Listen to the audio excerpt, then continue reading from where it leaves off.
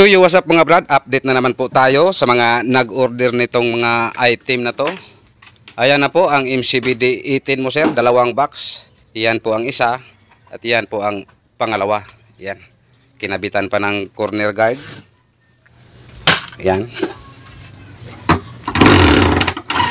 At ito na namang dalawang MCBD 15. Yung taga Dumaguete, ayan na po ang order mo sir. Yan, ito si Mr. Customer ng Dumaguete, pangalawang order na po ito niya dito sa atin. Una po niyang order sa atin ay yung dalawang D12 mid-high bullet.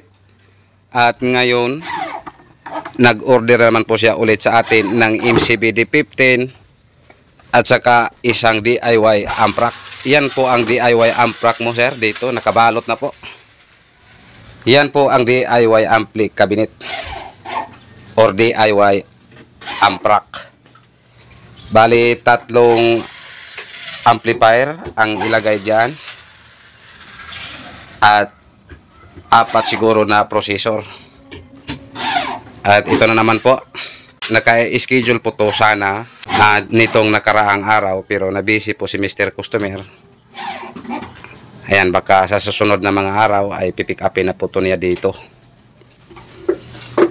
At ito namang apat na D18 mo sir, ayan na po, shout out po sa nag-order nitong apat na D18.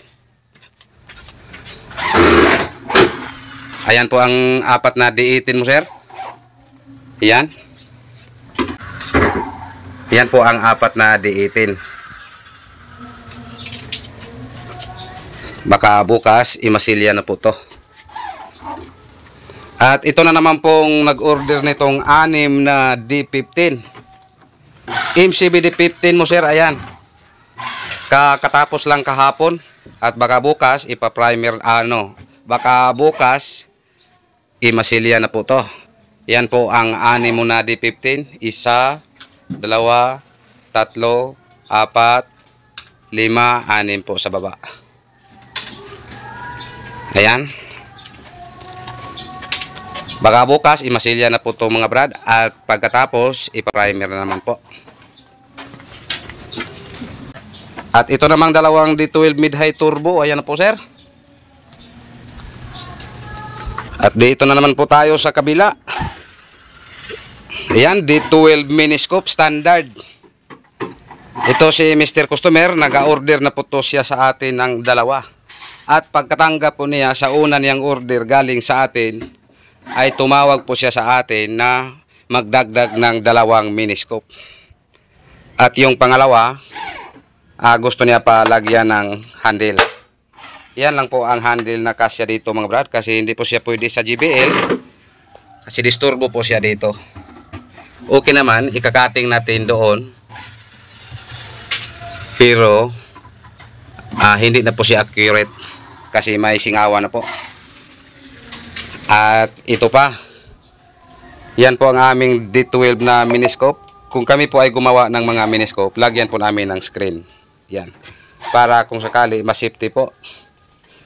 Safety po pag mayroong mga bata o kahit hindi bata, pwede po para iwas lumpi sa speaker.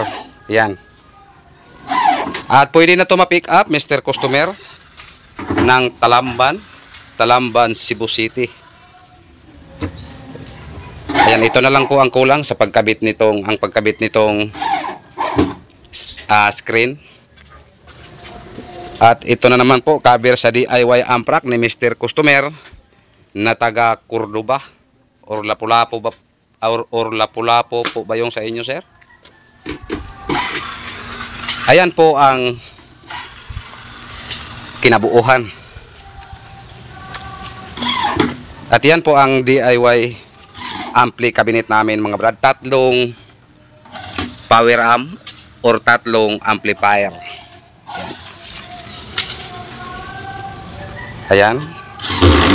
Balikan pa to namin sa pagpintura mga brad kasi nalimutan po yung breather. Kasi yung breather ay kasing kulay po sa cover. Yan po ang cover. Yan po ang isa sa harap. At itong sa kabila, yan po ang sa harap. Ito po ang sa harap, ito po ang sa likod. Yan. Yan po ang aming DIY ampli cabinet mga brad. Napaka-solid po to. Iwas tumba po to mga brad kasi naka-bracing po.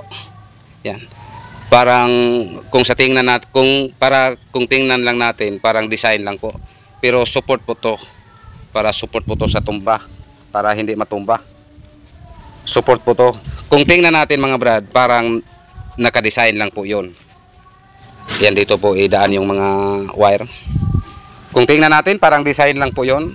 Pero napakalaking tulong po to niya mga brad kasi siya po ang bracing. Yan. Your partner in crime is absent. Yan, 3 amplifier at 6 na processor.